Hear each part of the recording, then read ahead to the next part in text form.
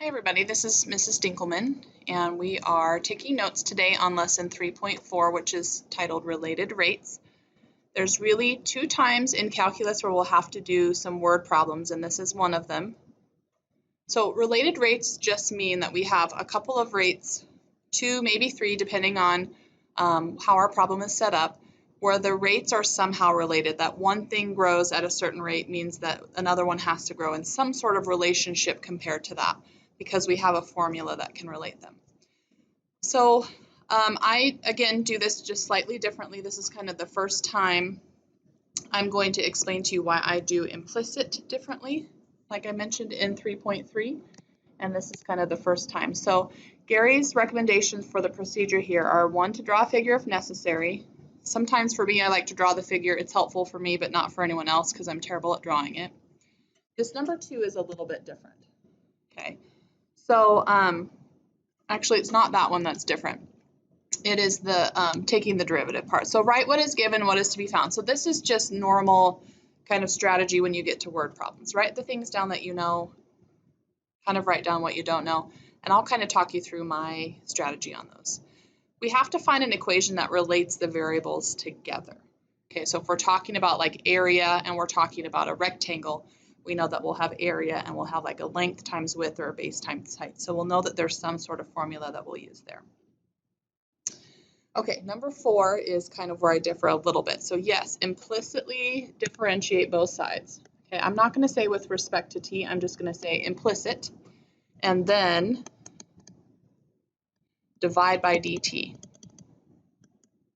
So instead of dividing by dx this time, we're going to divide by dt because we're talking about rates, and rates always have something where we're changing the time, so some sort of change over time. And then at the end, we want to substitute the number values that we have. We have to be really careful about substituting right away, because if we do that, we'll take the derivatives and just get zeros, and we'll prove that 0 equals 0, but that won't actually give us our answer.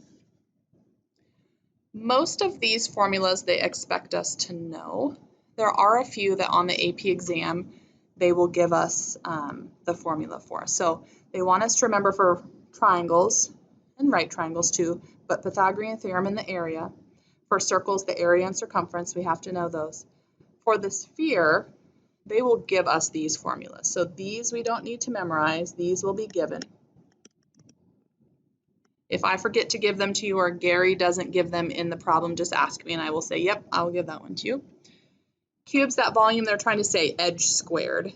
And then the surface area, really. Again, surface area is not something I have a formula memorized for, but I just think about what the area of each side would be. But that E is supposed to be edge squared. For the cone, they will also give this one to you. Okay, so within the problem, they'll somehow indicate, or they'll say, hint, here's the volume of the cone. And then for the rectangle, we need to remember the area, length times width or base times height, and then also the formula for perimeter. Okay, so if you don't have those committed to memory already, which I know most of you do, we need to get them there. Okay, we are going to kind of skip over this first example because it's just trying to get us to see the procedure, and I'm going to just jump down to example 2 where we're actually applying this somewhere. Because sometimes the hardest part, at least in my mind, is that we have to figure out what formula we're using. So my brain kind of goes to the question first. So I almost ignore all those words and I'm reading where the question is. So starting with the if here, if the windlass, whatever that is, pulls in rope at the rate of 30 feet per minute, at what rate is the boat approaching the dock when there is 25 feet of rope out? Okay, so let's see, what are they trying to ask us? At what rate is the boat approaching the dock? That's the big question. So I think in this one, what they're really asking for is how fast is this dx dt changing? Okay, so with triangles, just by the way, I think there are really several options for what our formula might be. Sometimes we do Pythagorean theorem, so you can kind of see they started to list it up here for triangles. It could be Pythagorean theorem.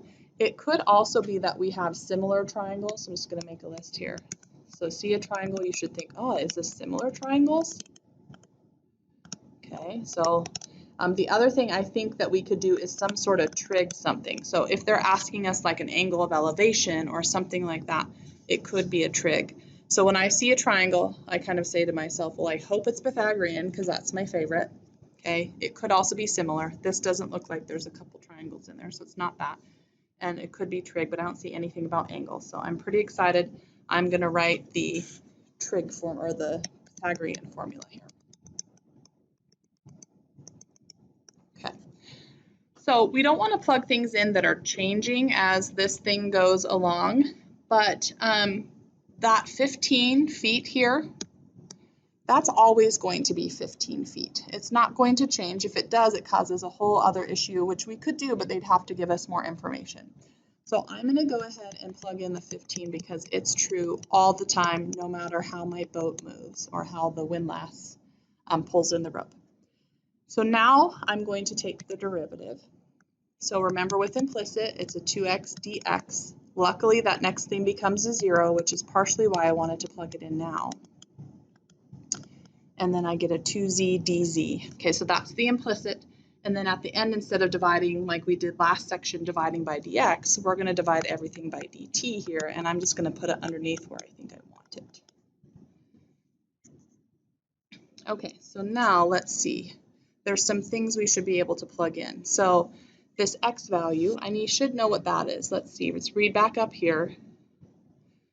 Okay, so there's 25 feet of rope out, so that's this z. So somehow I must be able to find what that x is, either by Pythagorean theorem, or a lot of times they'll pick like something similar to a 3, 4, 5. I'm guessing this is a 3, 4, 5. We just multiply everything by 5, so that'd be 25, 15, and 20. So I think our x value is 20. dx dt is the thing we're trying to figure out. We want to know how fast that boat is coming in. Our z is 25, and dz dt would be how fast we're pulling this rope in. 30 feet. Now this 30 feet, we're pulling it in, right? And so that rope is getting smaller, which means we actually should have a negative 30 feet because of the idea that that thing is getting smaller. We'll see if that makes sense to our problem here in just a second. So I claim that we're going to have dx dt equals this negative 30 times 25 times 2, and there's a 2 and a 20 over here. I'm just going to try not to multiply out big numbers if possible. The 2's cancel. Let's see, if I divide by 10 here, I'm going to get a 2 and a 3. So let's see, negative 3 times 25 is negative 75 halves. There's a couple things we should say here. So it is a rate, so it should be in feet per minute in this case. And then they also want us to write a sentence. So sometimes the AP exam asks us to, how do I say it, interpret our answer in the context of the problem. So I would say something like, the boat is getting closer to the dock, right? Is that where we're heading? Approaching the dock. Maybe I should say approaching the dock. I'd like to try to spit their words back out at them if possible. So the boat is approaching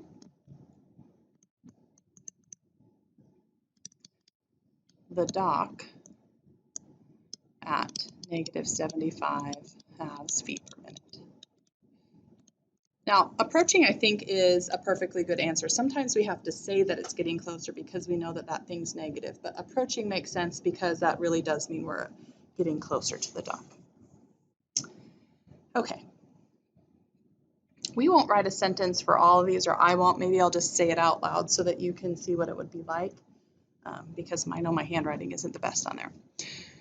All right, so I'd like to try to go down and say it's like asking what the speed of the car is. Okay, I'm going to have to read a little bit more here. So a policeman traveling south toward an intersection spots a speeding car. So I'm going to sort of draw this a little bit. So policeman, we'll see if we have enough space here. Heading south toward an intersection. So maybe we should kind of draw the intersection.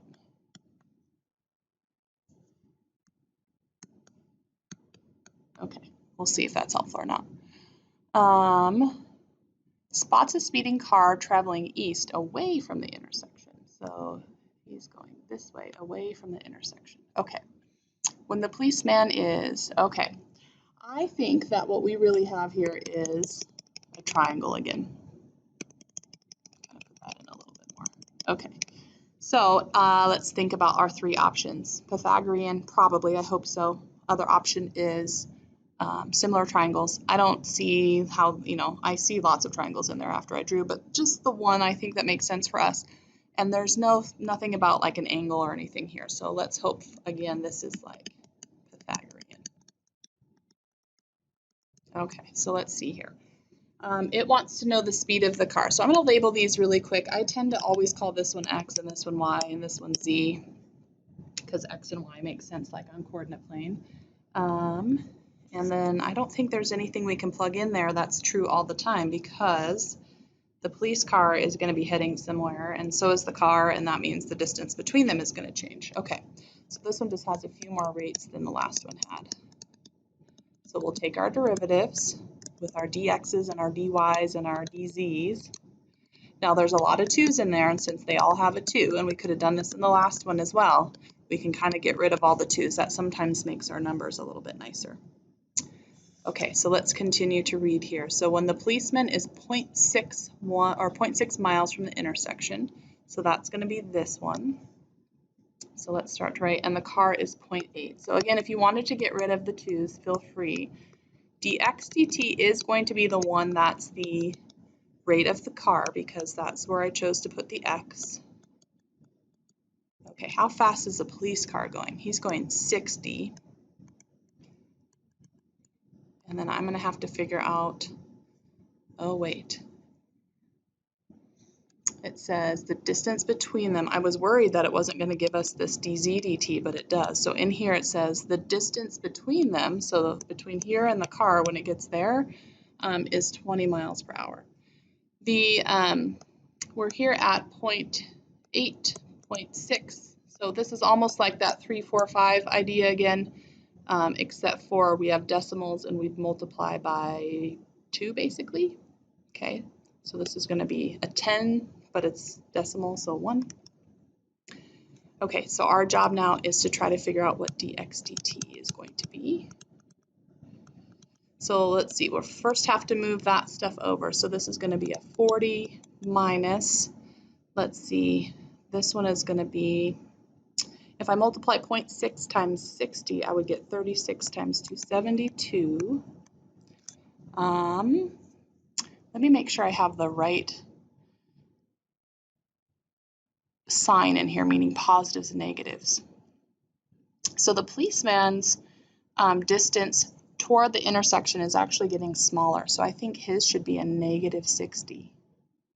Okay, so that actually is going to make this a plus over on that side. So that 60 really should be negative 60. Okay, and then we're going to have to divide by that 1.6 there.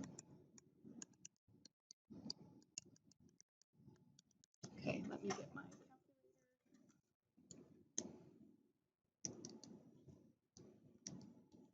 So it looks like 70. The car is going 70 miles per hour. So I guess that's exactly what our statement would be. Our car is, at that instant, the car is going 70 miles per hour away from the intersection. And that's the other thing I should mention up here on example 2 is it's only at that instant. And so I probably should put that. So when there is 25 feet of rope.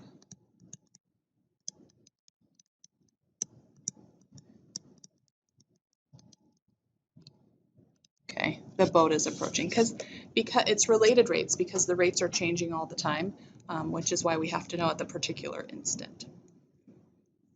Okay, one more example, I believe.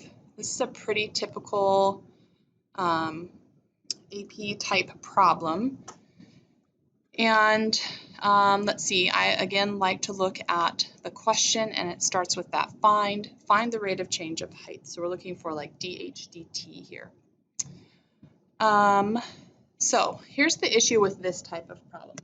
if we take the derivative, two things are wrong. One is on the right-hand side, I'm going to have to do product rule because there's an r squared times an h in there. So variables are multiplied. And then if that's the case, I need to know lots more rates. And you can see in here, if you're reading, kind of skimming, I only have one rate. So that means one of the things I want to try to do is to try to just get this right-hand side down to one variable. And the variable I would really like to keep around is height. Because I want to know dH dt. Okay, so let's see. There's a statement in here that says the radius of the cone, I'm going to highlight it maybe, the radius of the cone is twice the height. Okay, so radius is twice the height. So that's going to help me rewrite this volume problem to be 1/3 pi. Instead of r squared, I'm going to insert this twice the height. So let's try to simplify that because we want to take the derivative and we want our life to be pretty easy. So 2 squared is going to be 4, and then h squared, and then another h. So let's write this one more way. So I'm going to call this 4 pi over 3h cubed. Okay, that makes my derivative a lot easier. Okay, let's take the derivative.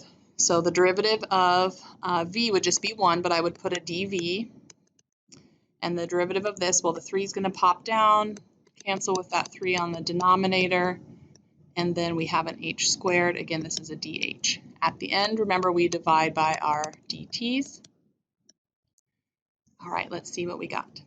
So now, this rate that we're given says feet cubed per minute. That means it's the volume because it says feet cubed. Okay, so it's a 10. We should think about whether it's a positive or negative. Looks like it's going onto there, so our volume is getting bigger. So positive makes sense. Okay, it wants to know what's happening with the height when the radius is 6 feet. Okay, well, so if the radius is 6 feet, that must mean the height is 3. So that's what we're going to plug in over here, height squared. Okay, so I think we can actually solve for dH dt now.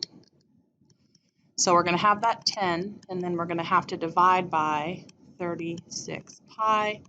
We could simplify that if we want, but we don't have to. Height is in feet, so this label is going to be feet per minute. So maybe let's practice writing the sentence really quick. So I would say when the radius of the pile is 6 feet. So notice, again, I'm going to try to steal their own words. When the radius of the pile is 6 feet.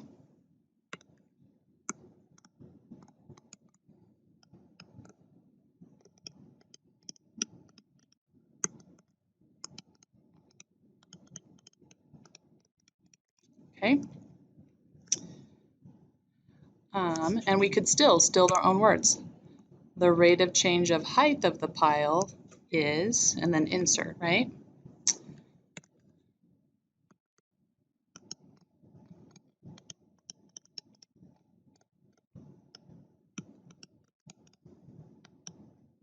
So the rate of change of height is, and then we could say 10 over 36 pi feet per minute. Was it feet?